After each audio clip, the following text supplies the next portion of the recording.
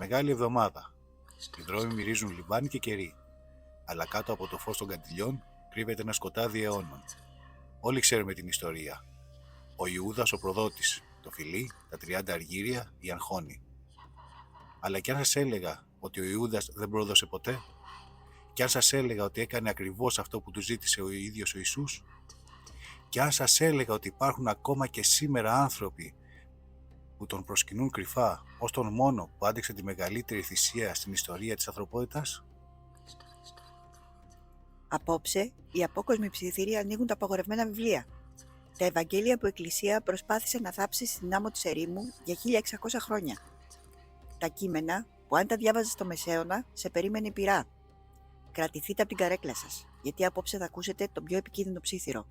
Μήπως ο προδότης ήταν ο πραγματικός εκλεκτός?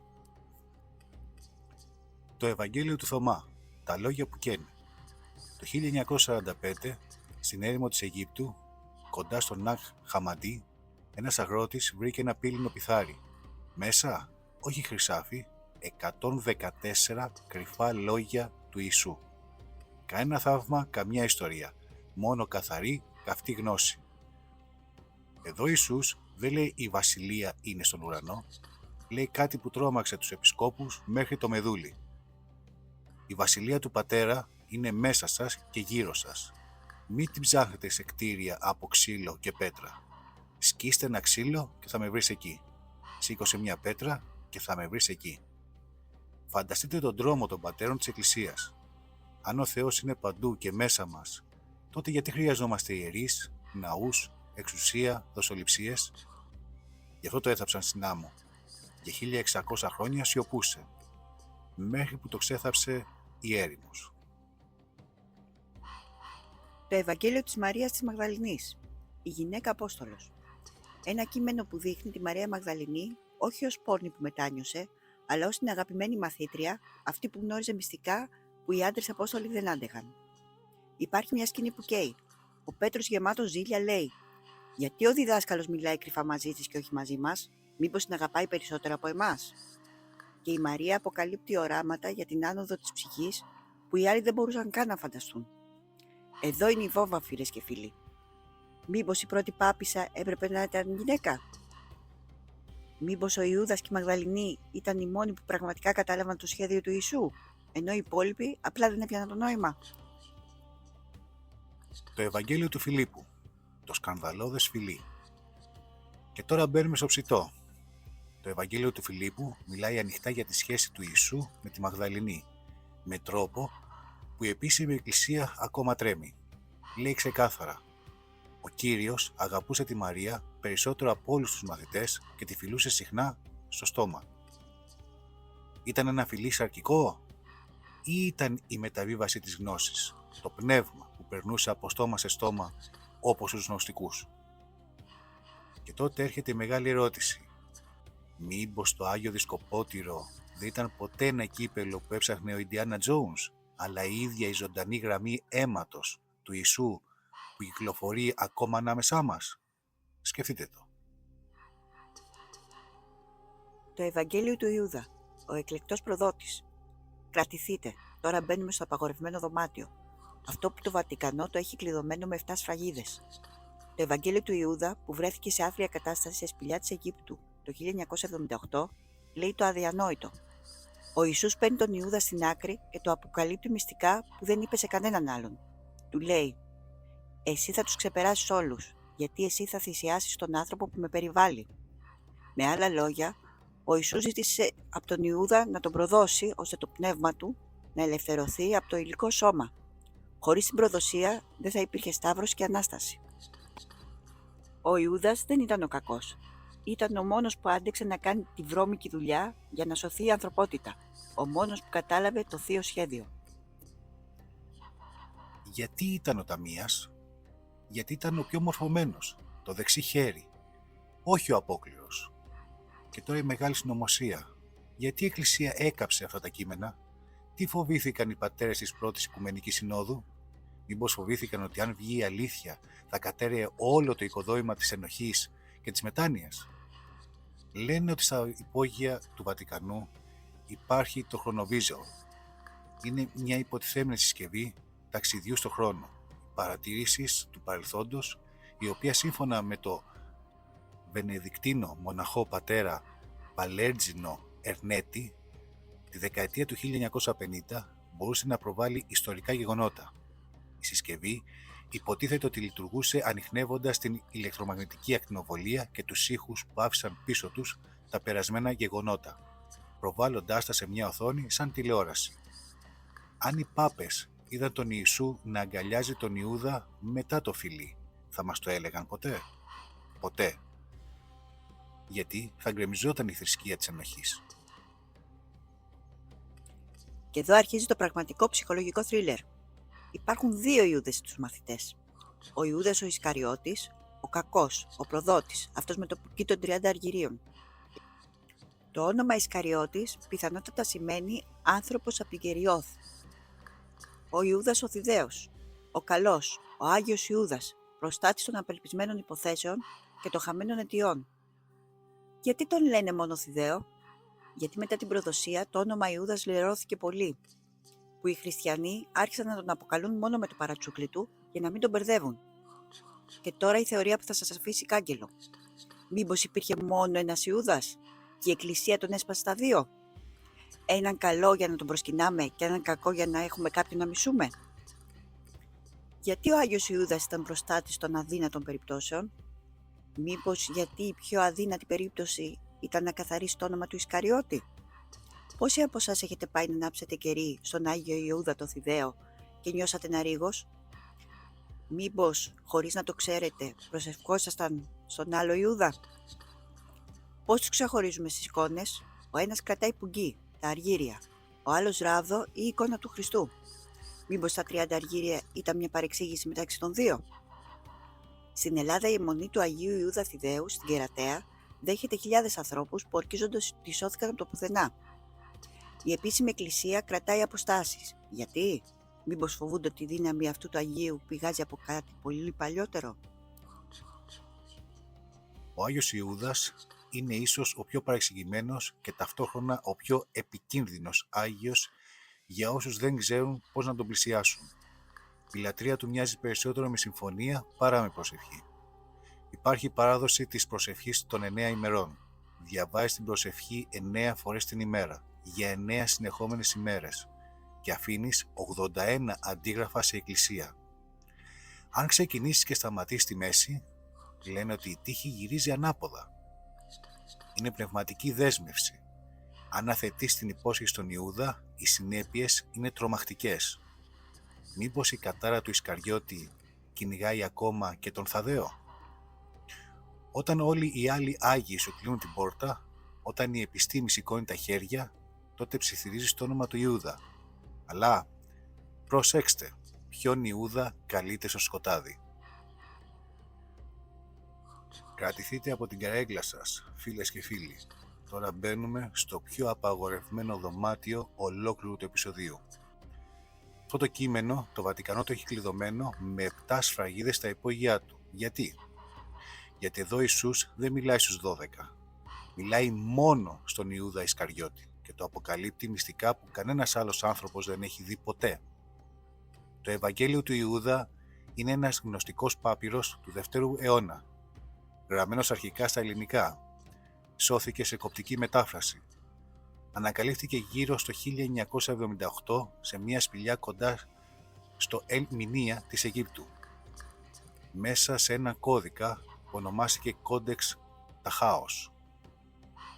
Το χειρόγραφο πέρασε από νεκροθάφτες, αρχαιοκάπηλους, μαύρη αγορά, ψυγεία, ακόμα και τραπεζικές θηρίδες.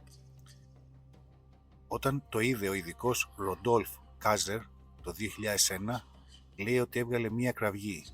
Ήταν σε 1000 κομμάτια, σαν να τον είχαν βασανίσει για 1700 χρόνια. Το 2006 η National Geographic το απέκτησε και το έβγαλε στον κόσμο και τότε ξέσπασε η καταιγίδα. Ακούστε προσεκτικά την πρώτη φράση του απαγορευμένου κειμένου. Το μυστικό λόγιο της Αποκάλυψης που μίλησε ο Ιησούς με τον Ιούδα Ισκαριώτη κατά τη διάρκεια 8 ημερών, 3 μέρες πριν γιορτάσει το Πάσχα. Μια ολόκληρη εβδομάδα μυστικής διδασκαλίας, μόνο στον Ιούδα. Όχι στους 12, όχι στον Πέτρο, όχι στον Ιωάννη. Μόνο στον προδότη.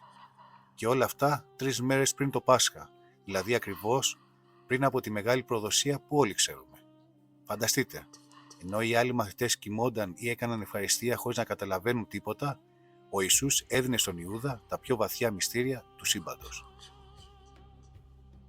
Ο Ιησούς εμφανίζεται στους μαθητές, τους βλέπει να τελούν ευχαριστία και γελάει.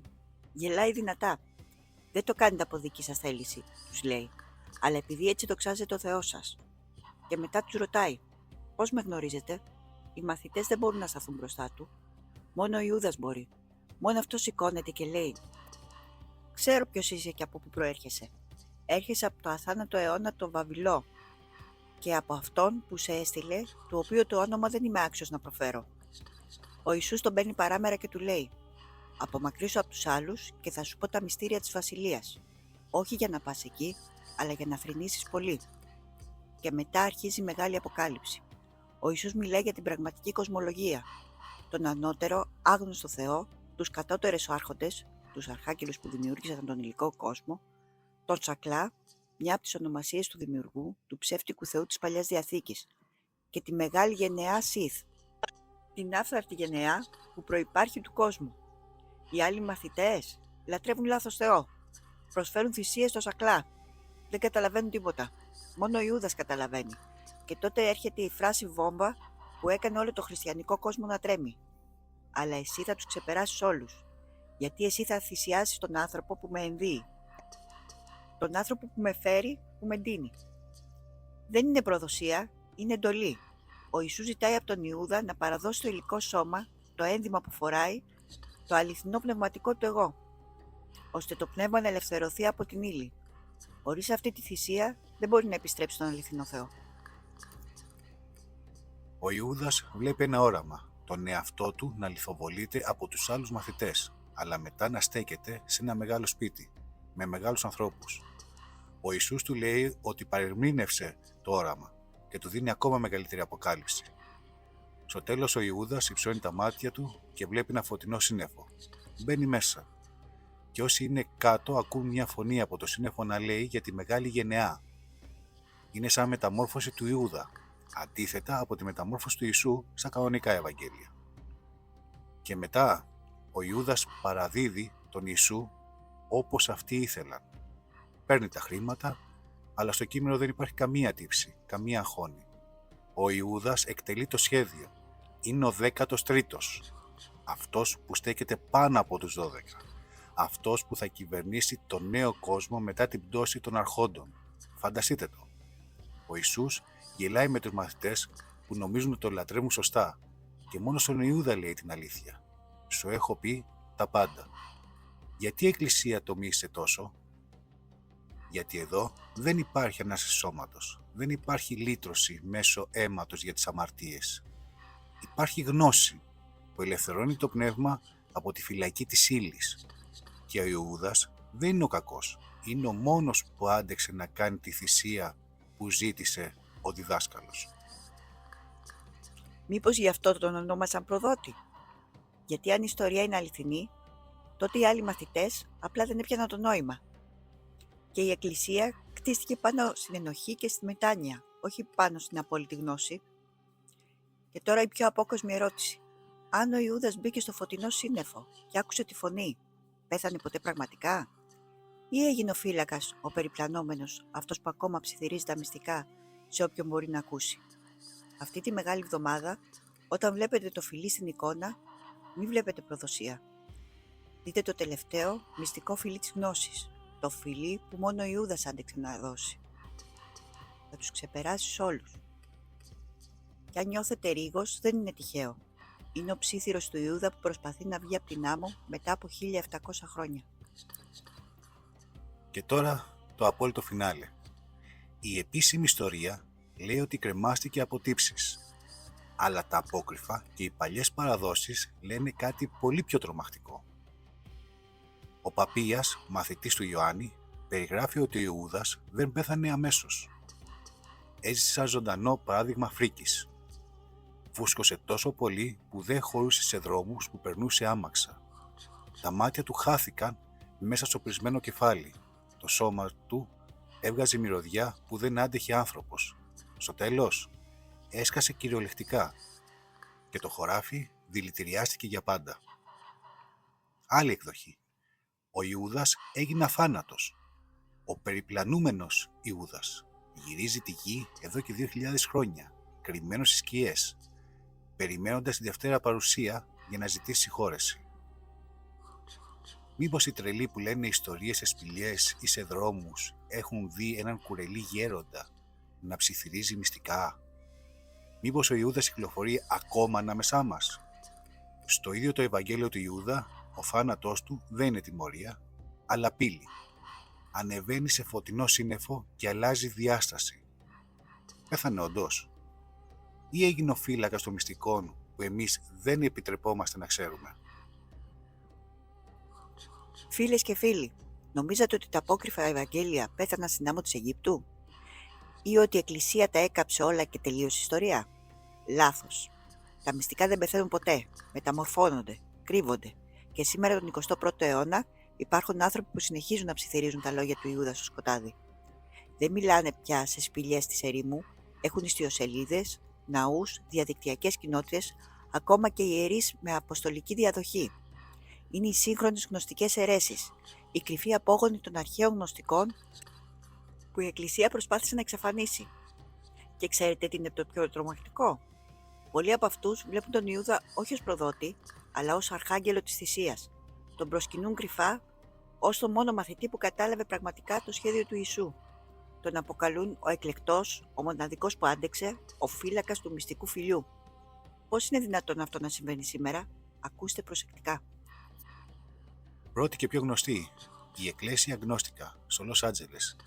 Ιδρύθηκε το 1953 από τον επίσκοπο Στέφαν Χόελερ, έναν από τους μεγαλύτερους ζωντανούς μελετητές του γνωστικισμού.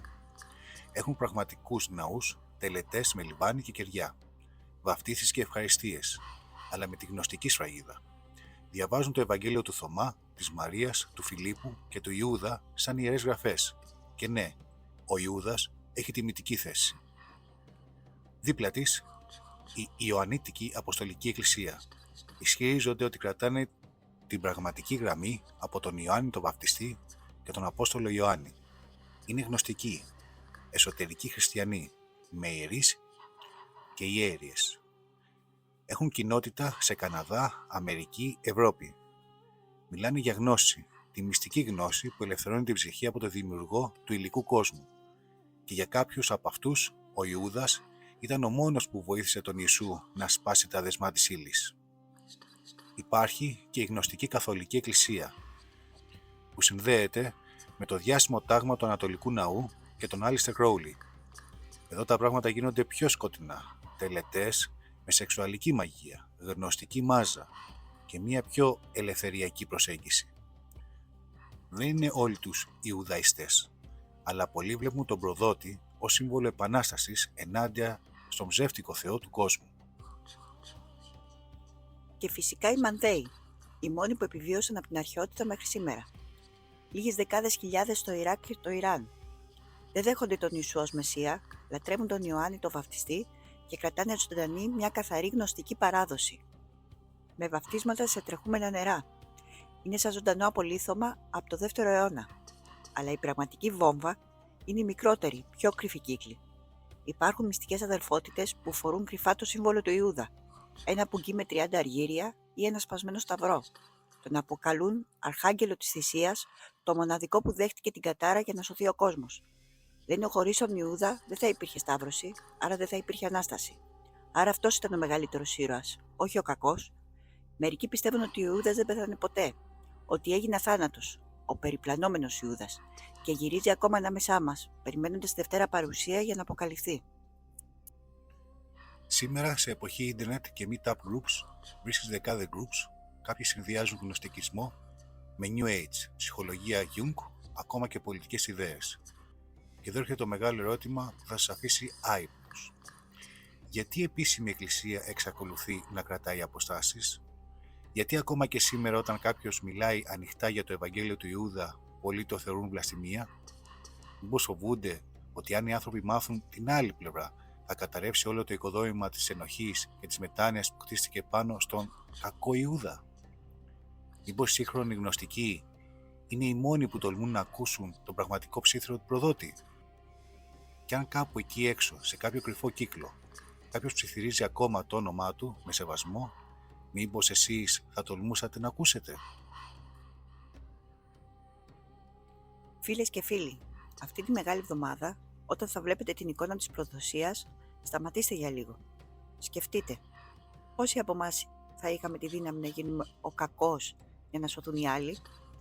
Ο Ιούδας κουβαλάει την κατάρα του κόσμου για 2.000 χρόνια. Μήπως ήρθε η ώρα να ακούσουμε το δικό του ψήθυρο? Πόσο λεπτή είναι η γραμμή ανάμεσα στον Άγιο και τον προδότη? Μήπως ο ένας είναι η σκιά του άλλου? Και αν νιώθετε ένα ρίγο στην πλάτη σας αυτή τη στιγμή, δεν είναι το κρύο. Είναι η αλήθεια που προσπαθεί να βγει στο φως μετά από 2.000 χρόνια σιωπής. Αν τολμήσατε να κάνετε την προσευχή των 9 ημερών, γράψτε μας στα σχόλια τι νιώσατε. Μήπως κάποιος σας ψιθύρισε στο αυτί? Αυτά ήταν μόνο η αρχή. Τα μυστικά είναι πολλά και οι απόκοσμοι ψίθυροι δεν σταματούν ποτέ. Μέχρι το επόμενο επεισόδιο, μείνετε στο σκοτάδι και ακούστε προσεκτικά.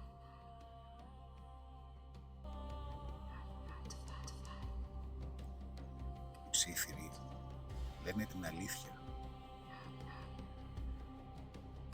Εσείς αντέχετε να την ακούσετε? Μέχρι το επόμενο Σάββατο να θυμάστε, κάποιοι ψίθυροι δεν πρέπει να μένουν κρυφοί. Καλή σας νύχτα, αν μπορείτε.